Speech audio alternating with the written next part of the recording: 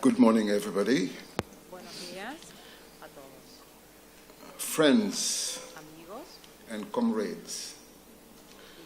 My deepest thanks go to the staff of the university, Equipo de la universidad, to the a students, los alumnos, to the organizers a los of this Congress. organizadores de este congreso. I wish particularly Deseo to particularmente reiterar reiterar mi admiración for the leadership por el liderazgo Ana de María Jaramillo, la decana Ana María Jaramillo por conformar una universidad que está integrada a su comunidad, comprometida con la justicia social y comprometida en las transformaciones sociales a través de la investigación, la educación y los programas de alcance, la práctica del cambio social en su mejor expresión. Ana, yo me uno a tu círculo de fans, de fanáticos. Entonces, ¿de qué manera definimos la dignidad humana? Una vez participé de una conferencia sobre ciencias sociales organizada por UNESCO. Y hubo una presentación sobre ciencias sociales que no constituye una historia de detectives. Uno le dice a las personas lo que va a decir, lo dice, y una vez que termina, le vuelve a decir lo que dijo. Entonces eso es lo que voy a hacer ahora. Para definir la dignidad humana, quiero abordar este tema en 5 pasos. Primero, refiriéndome brevemente a los orígenes del concepto. En segundo lugar, observando la articulación entre dignidad y derechos humanos en los instrumentos sobre derechos humanos internacionales. Tercero, explorando el concepto de dignidad como fuente de derechos. 4, proporcionando ejemplos tomados de mi experiencia en Amnesty International y en UNESCO. Y 5, para concluir, apelando a una cooperación más estrecha entre Latinoamérica y África. Entiendo que la dignidad podría conformar la teoría fundacional para la universalidad y la indivisibilidad de los derechos humanos. Pero no tenemos que definirla, la tenemos que vivir. Es como la fe, se usa para transformar el mundo. En cuanto a los orígenes, en primer lugar, permítame decir que yo leo la Declaración Universal de Derechos Humanos como una declaración de amor. Amor por la humanidad. Amor sin fronteras. Amor por el presente para las generaciones presentes y futuras. Pero también es una declaración de guerra. Guerra contra los opresores y tiranos. Su preámbulo legitima la rebelión y la resistencia contra la opresión y la tiranía.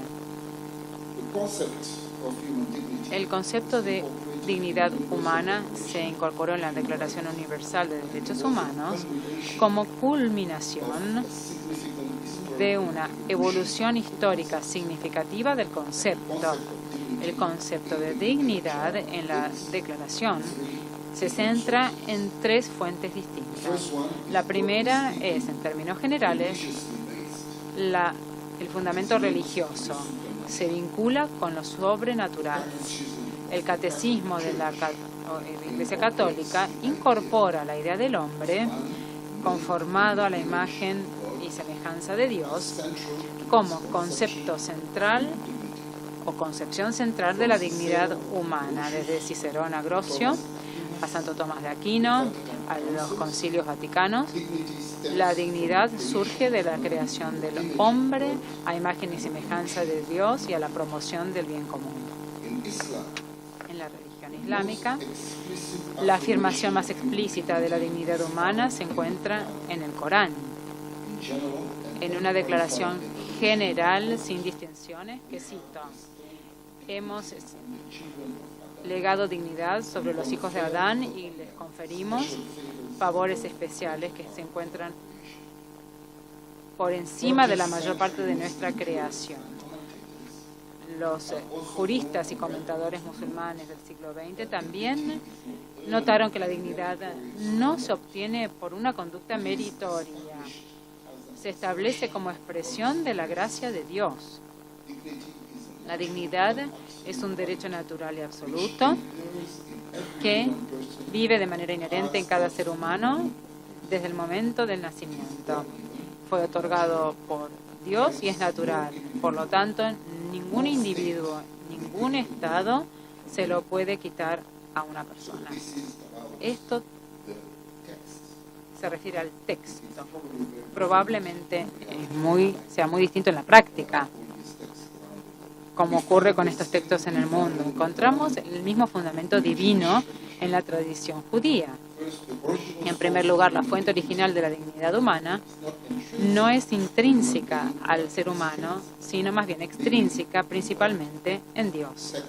En segundo lugar, se argumenta que la dignidad de las personas precede la autonomía personal y la libertad personal.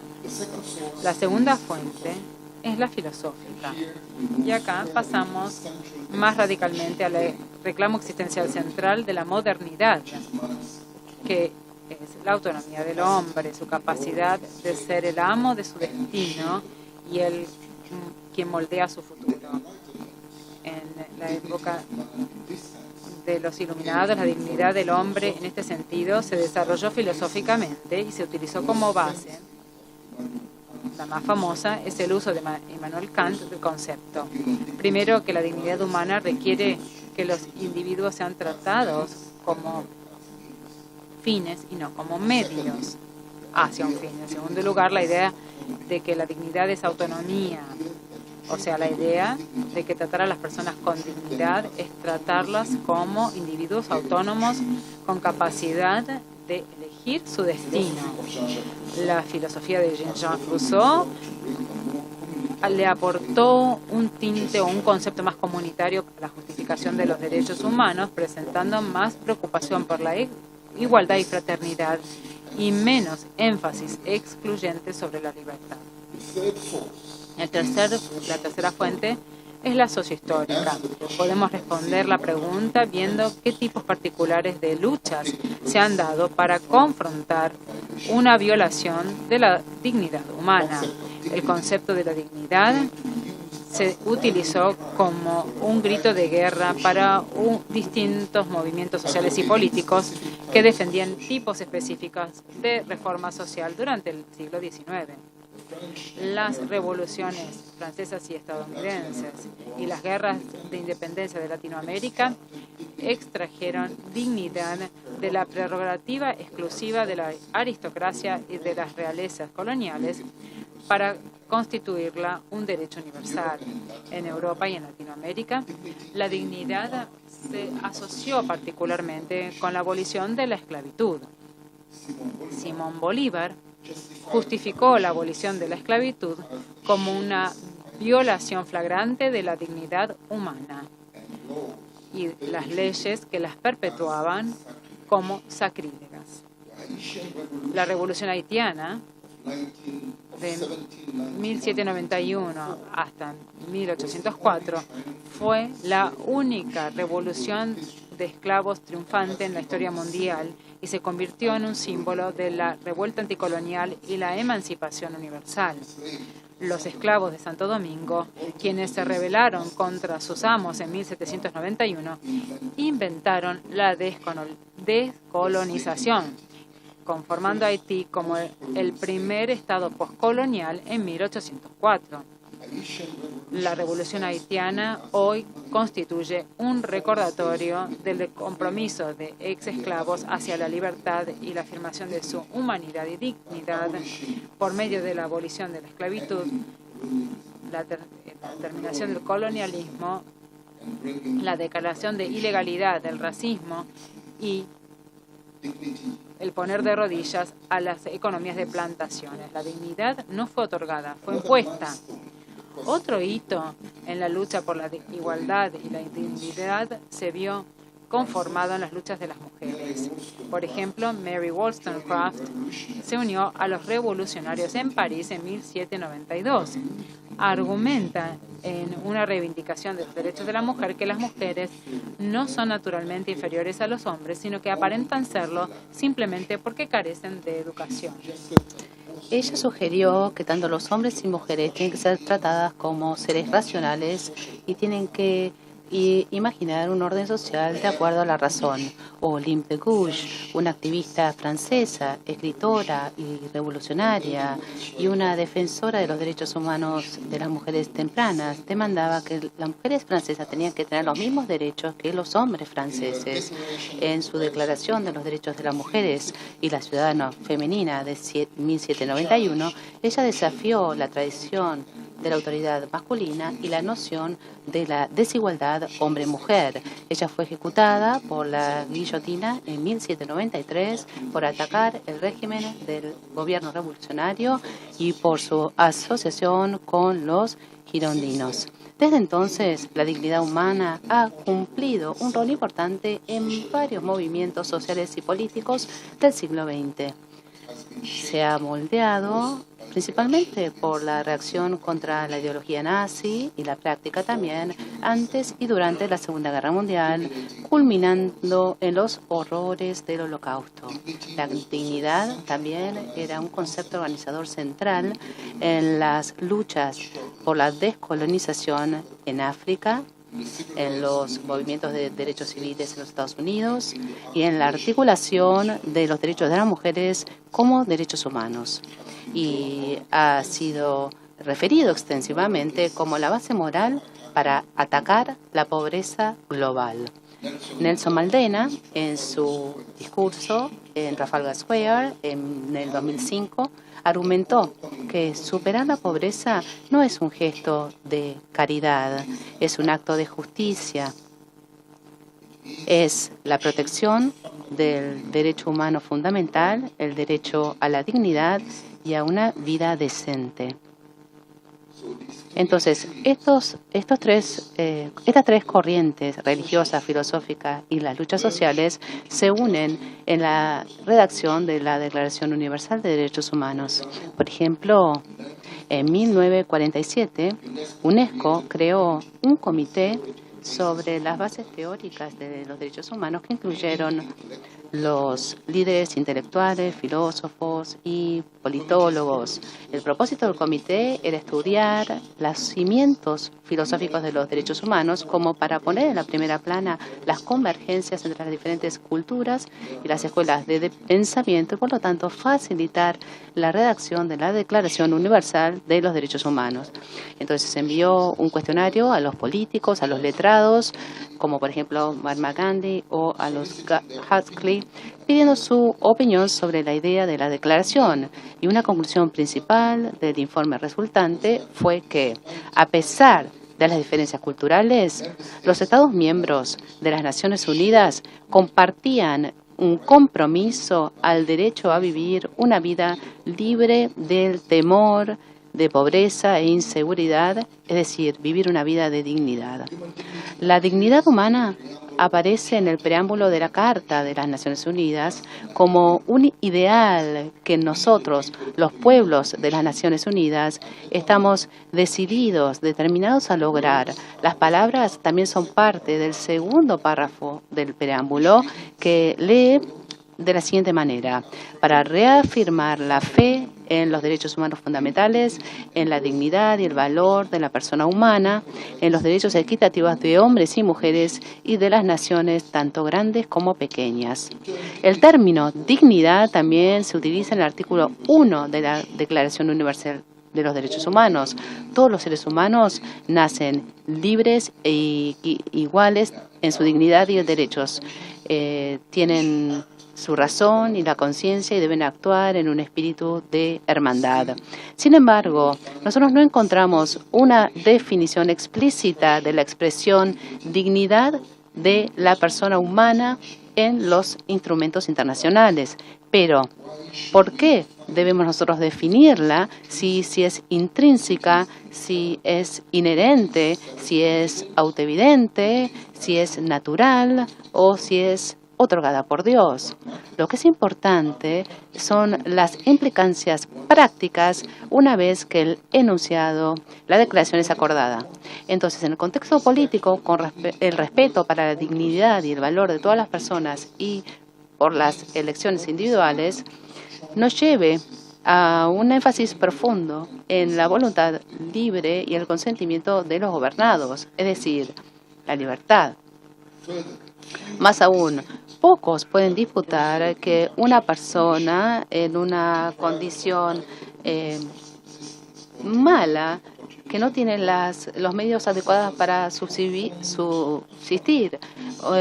sufre una afrenta profunda al sentido de dignidad y valor intrínseco. Los acuerdos económicos y sociales, por lo tanto, no se pueden excluir de una consideración de las demandas de dignidad.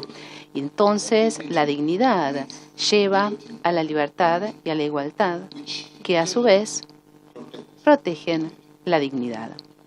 Por ejemplo, la Ley Final de Helsinki declara en el principio 7 que todos los derechos humanos y las libertades fundamentales surgen de la dignidad inherente de la persona humana. Ahora, este enunciado tiene que ser entendido de una manera filosófica, no en el sentido histórico, como la historia. Probablemente sería más correcto decir lo opuesto, es decir que la idea de la dignidad refleja las concepciones sociohistóricas de los derechos y las libertades básicas, no que las generó. Sin embargo, como un enunciado filosófico, la proposición que dice que los derechos surgen de la dignidad inherente de la persona es significativa. Claramente da a entender que los derechos no surgen del Estado o de cualquier otra autoridad externa. Existe una otra implicancia que se tiene que entender del reconocimiento de la dignidad humana como una fuente de los derechos humanos. Si tomamos la concepción de la dignidad humana y el valor intrínseco de todas las personas, nosotros podemos entender y podemos reforzar los derechos humanos formulando nuevos derechos o interpretando los derechos existentes para aplicarlos a situaciones nuevas. Nosotros podemos ver que la importancia de la dignidad humana en el momento de la redacción de la Carta de las Naciones Unidas y la Declaración de Derechos Humanos fue que generó una base teórica para el movimiento de derechos humanos ante la ausencia de cualquier otro consenso. Nosotros necesitamos recordar que el contexto global en el cual la Declaración Universal fue negociada. Para lograr un resultado exitoso, fue necesario persuadir a los estados de ideologías totalmente diferentes que la declaración era consistente con su concepción de derechos humanos, es decir, que era coherente, consistente, que era aplicable de manera universal, que abordaba a los individuos dentro del contexto social, que no era ideológica, que era humanística, pero era consistente con las diferentes tradiciones religiosas y que era tanto, que iba más allá del tiempo en el sentido de que personificaba los valores básicos que no son sujetos al cambio y son adaptables a las ideas que pueden cambiar con respecto a lo que involucra el ser humano. La dignidad es lo que conecta lo que es inherente, universal, indivisible, relacionada y mantiene el futuro abierto. Aquellos que redactaron la Carta y la Declaración Universal principalmente adoptaron esta estrategia.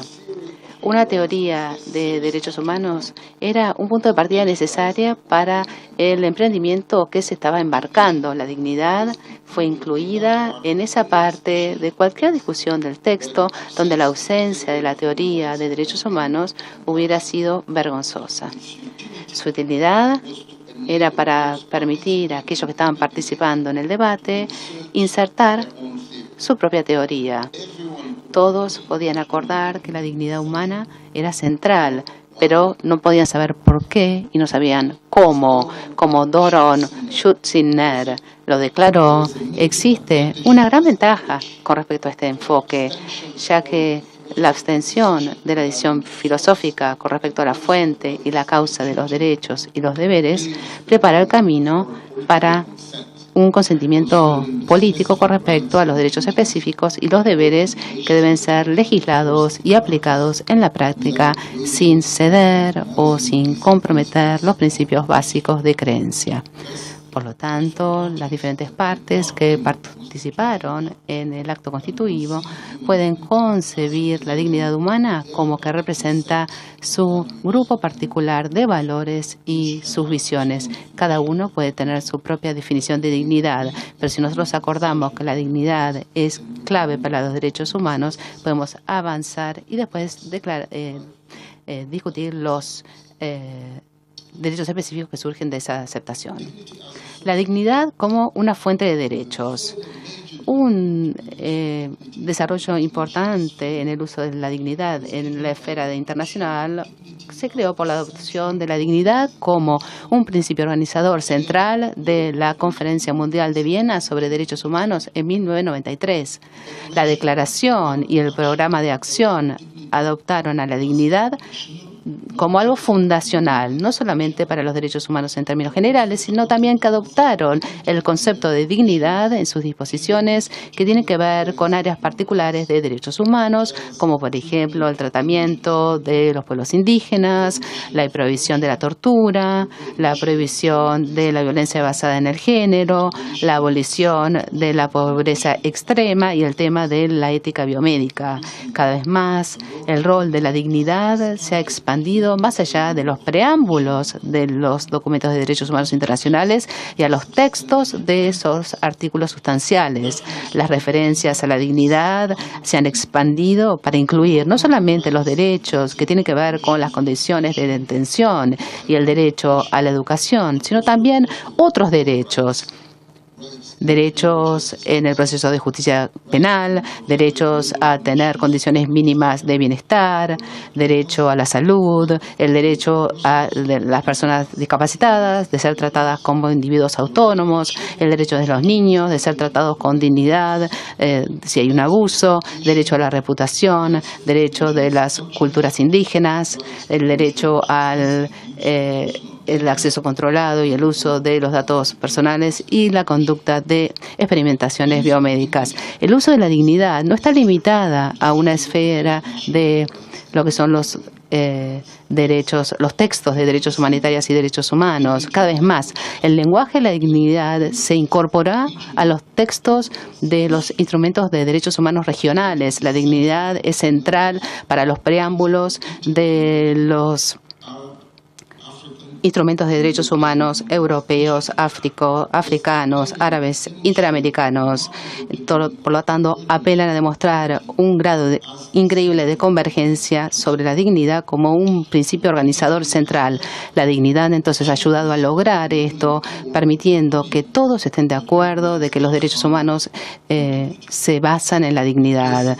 Un contenido mínimo básico del significado de la dignidad humana se puede expresar y podemos decir entonces que cada ser humano tiene un valor intrínseco que tiene que ser respetado, que algunas formas de conducta son inconsistentes con respecto a este valor intrínseco y que el Estado existe para el individuo y no viceversa. La dignidad ha funcionado como fuente desde la cual nuevos derechos pueden surgir y los derechos existentes se pueden extender para proteger la humanidad. Y acá yo quiero darle 3 ejemplos del trabajo que nosotros hemos hecho en UNESCO o también en Amnesty International. El primero tiene que ver con la respuesta a lo que yo llamo la codicia glorificada, que es lo que es el neoliberalismo y como resultado la persistencia de la pobreza surge de esto. Nosotros comenzamos un trabajo en UNESCO en el 2004 invitando filósofos, sociólogos, economistas y letrados legales y nosotros les pedimos que reflexionen sobre este enunciado. La pobreza es una violación de los derechos humanos y ellos Como resultado de esta pregunta que nosotros les presentamos, nosotros produjimos 4 libros publicados por Cambridge University Press y UNESCO Press, que yo les voy a recomendar a todos los que están trabajando en pobreza. Nosotros mostramos entonces cómo la pobreza es una violación de los derechos humanos, porque la pobreza, como ustedes saben, mata más que todas las guerras combinadas. 35.000 niños mueren por año de enfermedades que se pueden prevenir, como por ejemplo enfermedades contraídas debido al agua sucia. 35.000 niños por año significa entonces un jet jumbo lleno de niños que choca cada 15 minutos. Y nosotros sabemos que cuando hay un accidente con un avión, hay una investigación internacional para tratar de explicar por qué pasó y evitar accidentes futuros. Todos los días 35.000 niños mueren, que es un accidente cada 15 minutos. Y nosotros sabemos que cuando yo termine esta presentación, 35.000 niños van a haber muerto. Nosotros podemos evitarlo y nosotros no lo estamos haciendo. Y es una violación de los derechos humanos, y si es una violación de los derechos humanos, uno lo combate utilizando una estrategia de derechos humanos. Cuando uno tiene violaciones de derechos humanos generalizados, la respuesta no es un ataque, no es vamos a terminarlo en 10 años. La respuesta es abolición. Por lo tanto, de la misma manera que nosotros hemos abolido la esclavitud como para combatirla, de la misma manera que nosotros hemos abolido el apartheid para combatirlo, si nosotros queremos erradicar la pobreza, necesitamos abolir la pobreza y hacer que aquellos que son responsables por el desarrollo de las políticas que mantienen a las personas en la pobreza o evitan que surjan de la pobreza, que sean responsables por la Comisión de Violaciones de Derechos Humanos. Si no lo hacemos, estamos santificando entonces la impunidad. Cuando nosotros decimos la pobreza es una violación de derechos humanos, significa que tiene que parar inmediatamente. Y nosotros sabemos que tenemos recursos suficientes como para terminar la pobreza. Los recursos están allí, la tecnología está allí, el conocimiento está allí. ¿Qué esto está faltando? Está faltando la voluntad política para asignar recursos para todos los habitantes de este planeta, para que ellos puedan tener una vida de dignidad. Por lo tanto, el punto de partida de este trabajo fue la dignidad, no cuáles son los derechos, lo que nos decían los derechos existentes, porque los derechos existentes obligan a los gobiernos a cumplir sus obligaciones con respecto a lo que son los derechos económicos, sociales y políticos de una manera progresiva. Entonces nosotros no podemos simplemente estar satisfechos cuando 35.000 niños mueren todos los días, decir simplemente, bueno, vamos a abolir la pobreza en 30 años. No dijimos nosotros vamos a abolir la tortura en 30 años. No dijimos vamos a reducir la esclavitud. No, dijimos hay que abolirla. Se tiene que abolir inmediatamente, ahora, y aquellos que son responsables, porque la pobreza no es algo natural, no es algo de Dios, es una violación de la dignidad humana, es una violación de los derechos humanos. Eso significa que hay personas que son responsables de esas políticas, el FMI, el Banco Mundial, el Ministerio de Finanzas, lo que fuera. Esas personas tienen que ser responsables. Y una vez que nosotros documentemos las violaciones y hagamos un seguimiento de las responsabilidades, tiene que ser llevado a juicio. Es la única forma que nosotros vamos a terminar con la pobreza.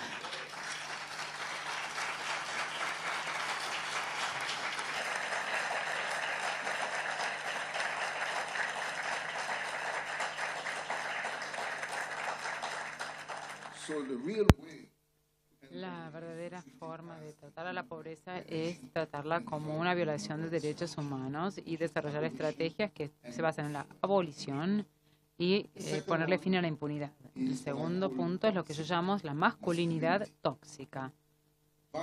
Violencia contra la mujer o las mujeres, que incluye la violencia doméstica, como lo que dijo Ban Ki-moon, que es una pandemia que atraviesa todos los estratos sociales, todos los continentes, todos los grupos sociales, todas las edades. Si ustedes van a los sitios web, van al sitio web de UN Women y miran la letanía de la violencia contra la mujer que se realiza, se comete todos los días, es realmente impresionante y tiene que ver con la masculinidad tóxica. Cuando nos preparamos la Conferencia Mundial sobre los Derechos de la Mujer en Beijing, en Amnesty International, en ese momento, no sé si ustedes se acuerdan, la violencia doméstica no estaba definida como una violación de derechos humanos porque no lo reconocía el Estado, ocurría en un ámbito privado, etcétera, etcétera. Nosotros hicimos campaña junto con organizaciones de la mujer, donde terminamos desarrollando el eslogan: los derechos de la mujer son derechos humanos, y para conformar la violencia doméstica en una violación de derechos humanos, y recibimos la misma respuesta. Si califica algo como violación de derechos humanos, especialmente cuando esa violación es tan ampliamente difundida a nivel mundial, la respuesta no es la vamos a reducir la violencia doméstica en tantos años. La respuesta es hay que abolir, terminarla inmediatamente, y debemos asegurarnos de que los responsables paguen por esa acción. Y el primer responsable es el Estado, porque es el deber y obligación del Estado proteger a todos los ciudadanos. Y si el Estado no toma acciones, no adopta acciones, entonces es responsable por violación de derechos humanos. Y en tercer punto es lo que yo llamo el apartheid del corazón. El apartheid oficialmente desapareció en Sudáfrica, pero lo que vemos hoy en el mundo es un resurgimiento del tribalismo blanco, que en otros lados se llama la supremacía blanca, y la diseminación del racismo, de la intolerancia, del antisemitismo, islamofobia, homofobia, al grado tal que tenemos presidentes democráticamente electos en estados democráticos que son los defensores de este tipo de intolerancia, desde Trump al Trump del sur, al vecino de ustedes, al Bolsonaro.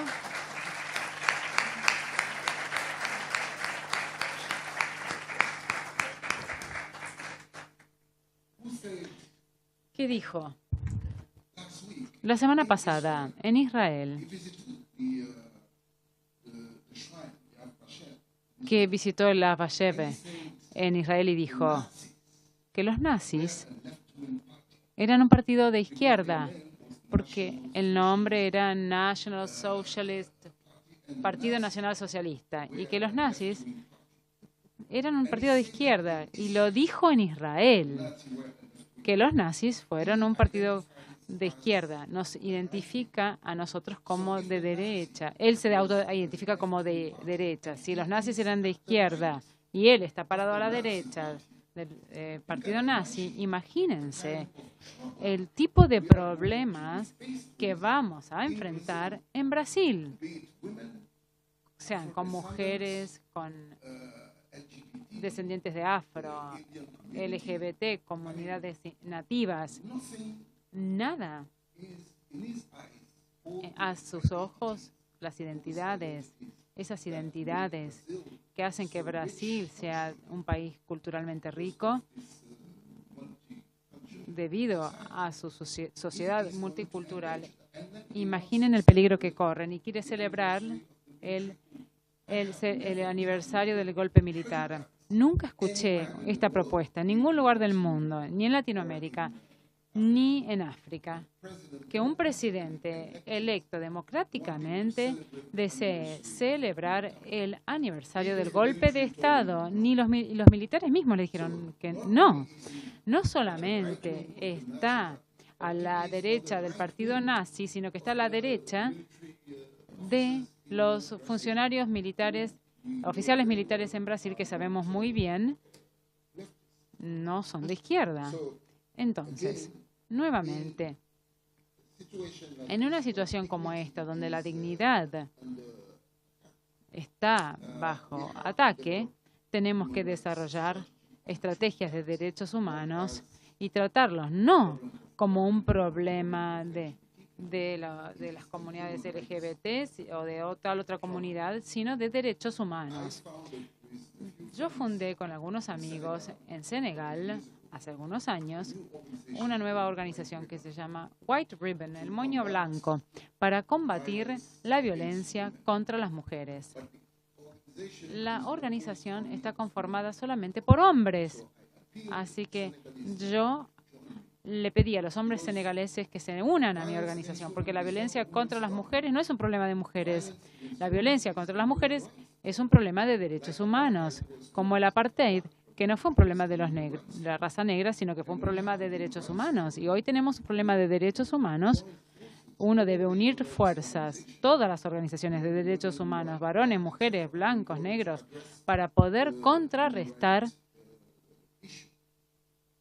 las violaciones de derechos humanos. Conformamos esta organización y queremos comprometernos en un diálogo con el gobierno, con autoridades locales, con líderes religiosos, con oficiales de las instituciones de seguridad y con otros hombres en distintas asociaciones, porque son los que cometen estas acciones. No todos, pero los que cometen la violencia doméstica son varones. No queremos perseguirlos, no queremos ajusticiarlos, sino que lo que queremos es hacerlos sentir la deshonra. Si toleramos la violencia contra la mujer, toleramos la violencia contra las mujeres, nuestras madres, nuestras hijas, nuestras esposas.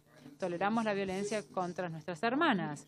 ¿Cómo podemos tolerar algo semejante si va a afectar a nuestro propio círculo íntimo? Yo no sé con quién se va a casar mi hija, pero sé que no se va a casar con un hombre violento. Sé que aun si se casara con un hombre violento, no va a poder ejercer la violencia contra ella. Una vez tuvo un novio que vivía en Londres, un joven italiano de 20 años, ella tenía 18, venía a casa, entonces yo lo vi 2 o 3 veces. Y un día, a las 7 de la tarde se despedía y le dije, bueno, te voy a acompañar a la estación. Y cuando caminábamos hacia la estación del subterráneo, lo invité a un bar. Y le dije, me caes muy bien, me gusta que vengas a mi casa, pero quiero que entiendas que mi hija creció en un entorno donde se presta atención a los derechos humanos. Hay una cultura de derechos humanos en la familia.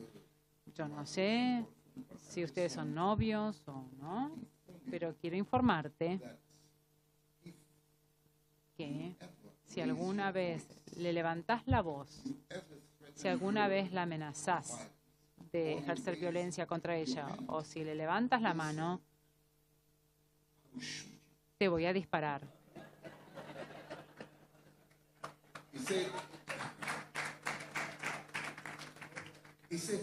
Dijo, no, señor Sani, no, yo no soy esto, no. Y luego, nunca más lo vi. Entonces, mi hija se enojó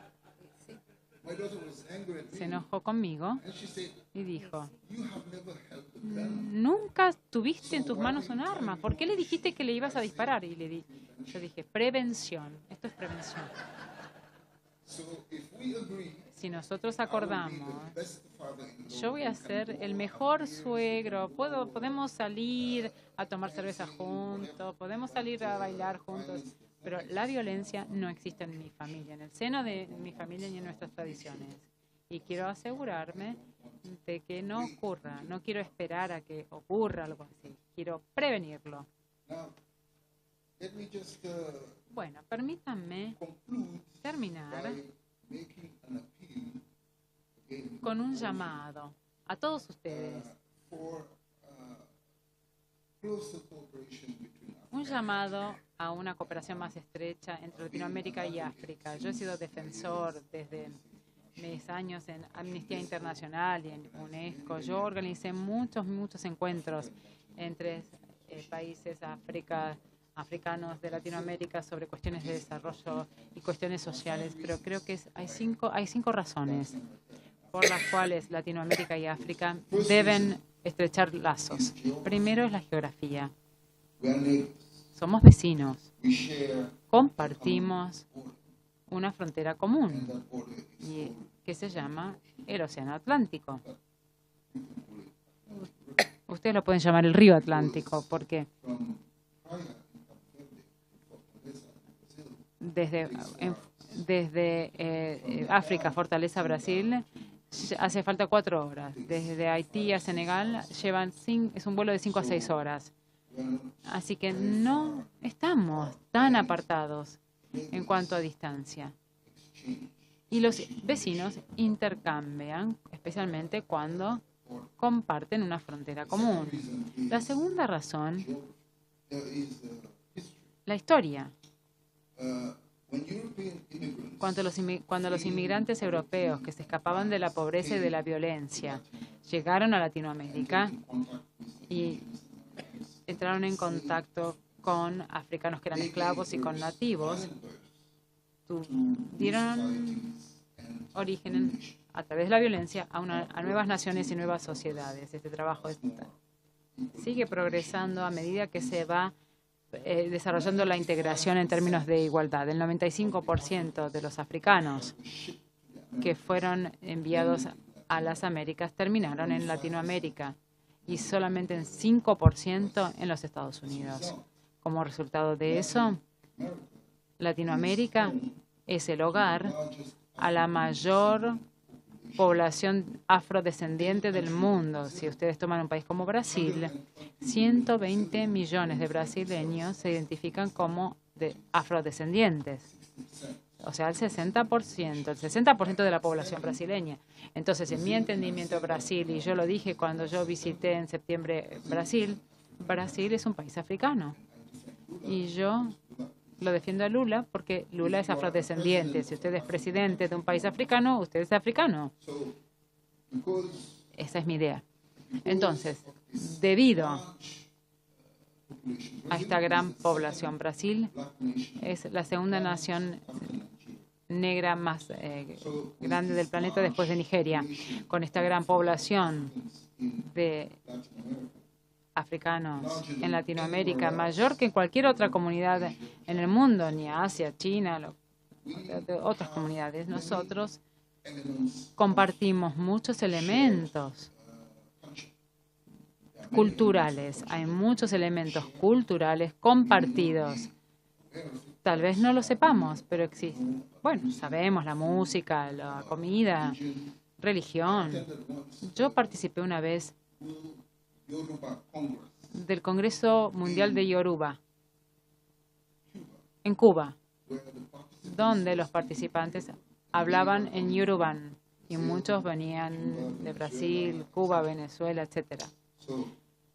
Entonces, debido a la geografía, debido a la cultura, debido a la historia y debido al futuro, en un informe reciente publicado por el Senado francés, concluyó el Senado que África es el futuro de Europa.